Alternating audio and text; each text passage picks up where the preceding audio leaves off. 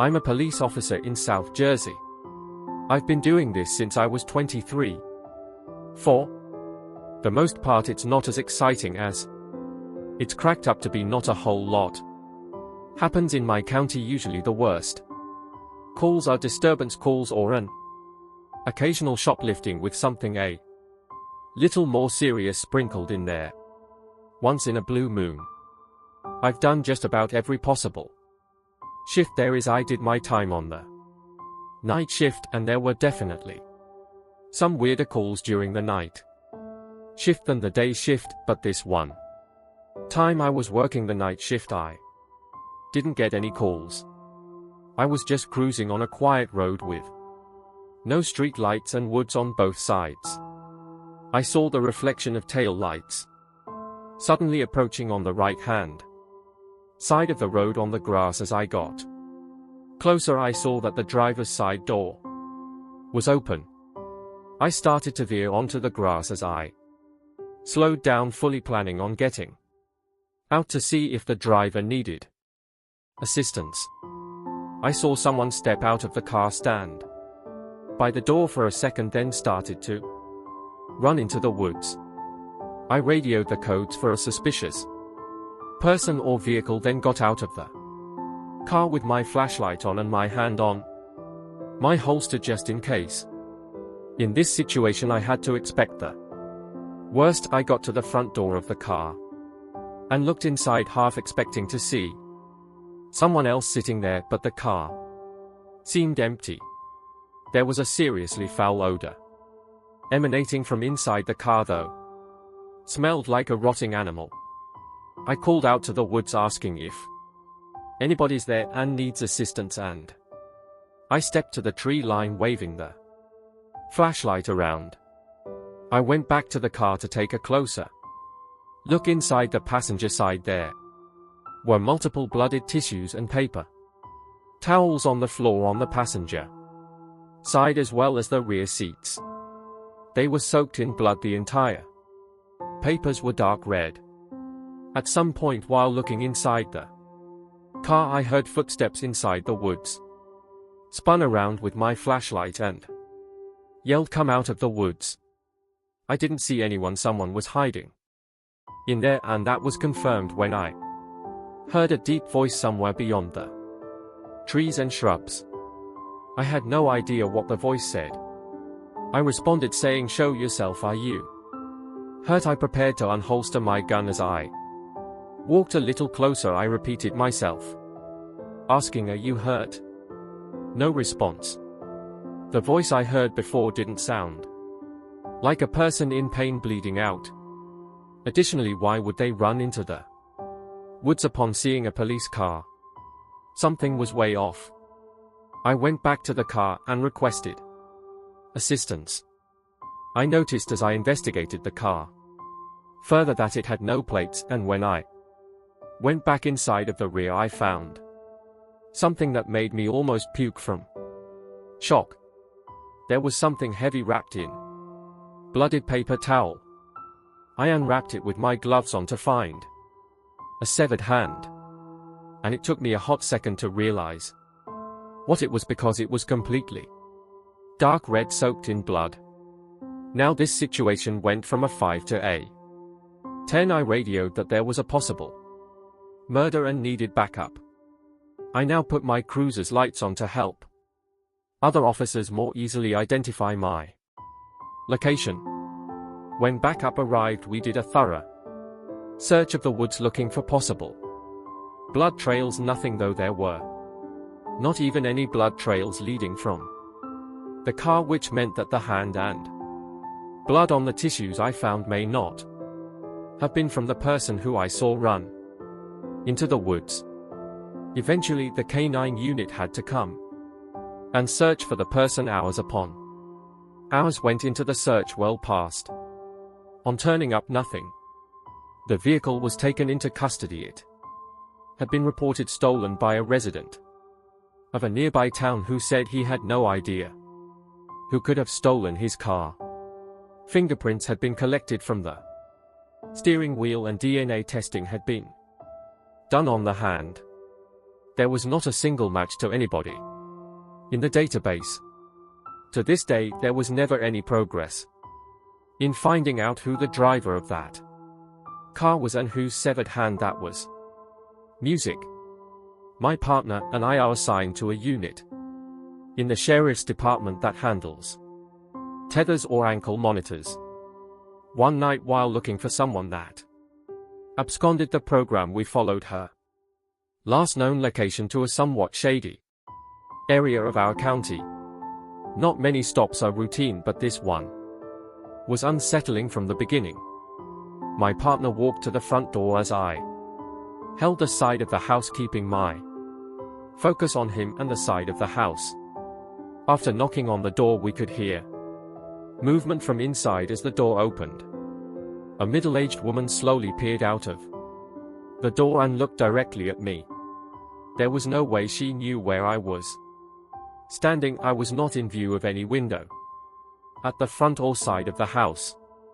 What was strange was that most people would answer the person at the front door, not look at the side of the house first. After a moment, she let us in after we asked if she knew who Camille was, who we were searching for. She mumbled something to the effects that she was there. Things went from 0 to 100 immediately as she dropped to her hands and knees and started scooting on the floor, yelling for Camille. This lady had some obvious mental issues, and we figured this Camille was a caretaker of some kind. We both knew the situation was off, but started searching the house. The entire time this woman was yelling for Camille, never once getting back to her feet, just kind of following us on the ground. The time must have been around 8 p.m. and it was dark outside. The inside of the home had one light on. There were no TVs or any electronics of any kind. The house had a strange feeling to win. The layout of this older style home had about 4 bedrooms and 2 floors. Every time I left a room, I swear I was in a part of the house I had not just been in. I would enter a hallway and seemingly be in another part of the house, like I entered a dimensional gap or something. The woman would sometimes be right behind me without making a sound. I was starting to question how all this was possible. At one point, we both entered the upstairs, which looked to be a regular upstairs with bedrooms or maybe a bathroom at the top of the stairs. As we tried to open the door initially, it would not budge. It appeared that it had been sealed somehow, like it had been painted over and paint had dried in the seams of the door. After putting in a little extra effort, the door opened, revealing an attic, not bedrooms. If you remember Paranormal Activity, when the guy finds a picture of his wife and child in the insulation, that's what it looked like. There was nothing but storage space, insulation, and an older style light bulb with a string hanging from it. The lady was just sitting at the bottom of the stairs, watching us, occasionally yelling for Camille. After what seemed like an hour of searching this house over and over again, going into rooms I swear I had just left, we called it and cleared the property. As we drove off, the woman was now standing right in front of the door, staring at us as we left. According to when we called dispatch and when we cleared, we were only there for 20 minutes. It felt like we were there for well over an hour or two. I don't know what was more unsettling: the fact that it was late at night, the lady yelling Camille's name and scooting on her hands and knees, her quietly showing up behind me when I had not heard her move, or the fact that she was standing at the door just staring at us as we left. We have not returned to that house. Music. My family and I lived throughout the middle of Georgia. Not many stories come out of this area, and this one I'm about to share makes us glad of that fact. My cousin, who all called Bob, has been a police officer for 5 years. He went into the force bright-eyed and Optimistic, I guess, like so many do. It sounds corny, but he genuinely wanted to make a difference and help improve the lives of the people in his community. One day, they got an alert from the house, somewhere between Macon and Roberta to hear Bob tell it was a place that people had thought was abandoned for years. Gives you an idea of the state the house was in.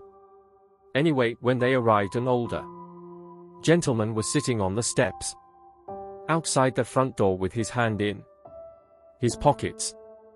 Bob and the other officer approached him and were alarmed to see that the man was crying, while not crying really but sobbing, and he was also muttering something to himself about how awful it is.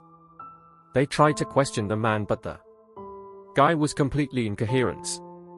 It didn't take but a couple of seconds to figure out that the poor guy was traumatized. As his partner called for another car, Bob drew his gun and decided to enter the house.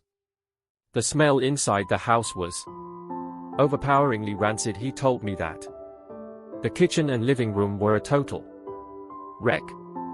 It was clear the owners of the house were hoarders. Pots and pans stacked damn near to the ceiling, spoiled food all over the table, takeout containers scattered all over the floor. Disgusting. As procedure dictates, Bob called out to see if anyone would answer. Silence. He told me that even with all his training and experience over those past 5 years, his heart rate was already building fast. Gun at the ready, he checked out the living room and saw nobody was there. Either he made his way down the hall, where the smell was getting much worse. Just as it all became too much, he covered his mouth and nose and opened the door to what he suspected was the bedroom. In the bed were two corpses, gray-skinned and covered with flies. Despite his churning stomach, Bob decided to go in for a closer look, a decision he said he's regretted since. One of the corpses was male, the other female. The skin on their faces was already starting to fall off, and the flies were flying in and out of their mouths. Some were landing and sitting on their eyeballs. As Bob inspected the female's corpse, he was horrified to find that she was holding an even smaller dead body, an infant. It wasn't until a large cockroach crawled out of the dead infant's mouth that Bob ran outside the house, tumbled over and threw up his lunch all over the steps the man had been sitting on. When the other cars finally arrived, they were able to do a more thorough inspection. The older man that Bob and his partner had met when they first arrived was a former co-worker and friend of the dead man. They'd worked together at a peach packing company. The Manhattan showed up for over a week, and he'd gone to their house to see if he was okay. The poor man had been the first to see that horrible sight in the bedroom.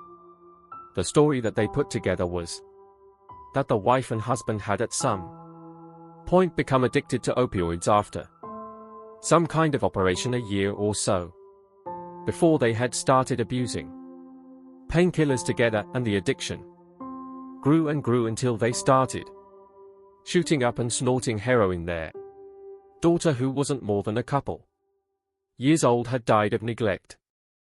When the husband and wife discovered their baby's corpse, they finally broke completely and decided to end themselves. The coroner found enough heroin in both their bodies to kill them twice over. Bob's still on the force, but he started drinking a little too much after that. He's been going to therapy and he's since managed to get his drinking under control, but almost every time we talk he says that he still has nightmares about that poor child's corpse. And in his nightmares the baby's still crying. Music. I once responded to a call of a possible breaking and entering. A young woman living alone called in fear, saying that she came home to find a broken window downstairs, but nothing seemed to be stolen, and she couldn't find anyone inside. But then when she went upstairs to bed, she thought she could hear footsteps moving around downstairs. Her call disconnected shortly after she said that, and the woman wouldn't pick up to any of the attempted callbacks. I took the call and arrived to the little house. I went to knock on the front door, and after a minute I gave it another set of knocks and pressed the doorbell. After another minute I tried one more time, this time banging really loudly and ringing the bell again. When there was no answer this time, I decided to inspect the house. I walked around the house and I found the busted window. It was a window big enough to crawl through with ease. I stuck my head into the dark house and yelled, "It's the police." It was silent. I radioed to dispatch that the house seemed silent, more officers were en route, but I didn't feel right waiting around in case there was someone truly in danger in the house. I radioed that I'm going into the house through the window, and then I climbed through it. I stepped over the shattered glass into the kitchen. I drew my gun and started walking through the kitchen, hearing the glass crunching below my boots. I shouted into the house to make my presence as a police officer known to anyone who was inside. I didn't hear any footsteps, so I went upstairs as the woman on the phone told dispatch that she heard footsteps downstairs, so that would mean her bedroom was upstairs. I wasn't trying to be too quiet as I went up the stairs, but I also wasn't stomping around. I didn't know what to expect, if someone with a weapon was in the house or if the woman was just alone in bed. I said, "It's a police officer, are you here?" And I heard back a soft female voice from upstairs saying yes. I followed the voice to one of the bedrooms where I saw a woman sitting up in her bed under the covers. She looked at me and I asked if she was okay. She said she was fine. I noticed a slight tremble in her voice. I kept the lights to the bedroom off as I looked at her. There was enough natural moonlight in the room that I could examine her facial expression. She looked distressed. I told her I was responding to her phone call, and then I asked her why she hung up and didn't pick up the callbacks. She stuttered and said, "No one is here." I caught on to what was going on. I looked at the closet and made a slight head nod to her. She very slightly shook her head no. I looked down under the bed and pointed, and she shook her head yes. The weight of the pressure of what to do next was £1,000. The best idea I came up with on the spot was telling her, "All right, I just need you to sign this report form stating that I was here and there was nothing unusual." She said okay and got up from the bed and came over to me, and when she was close enough I pushed her out of the room and then drew my gun and yelled, "Come out from under the bed." I was still shook when I saw a dark figure actually slowly coming out from under the bed. I set hands first and dropped any weapons. I heard the clank of something dropped to the floor, which turned out to be a gun. A middle-aged man in all black clothes stepped out from under the bed with his hands up and made the arrest on the spot and brought him outside right around the time the other officers were arriving. The woman had hung up the phone on the police when she thought the footsteps were upstairs, and she didn't want the intruder to hear the audio from the phone call. This was also why she didn't pick up the phone, because by this point the intruder entered the room and had her at gunpoint, and since the police were already coming for whatever reason, instead of fleeing the scene, the intruder threatened to shoot the woman if she made a sound when the police came after I had rung the bell.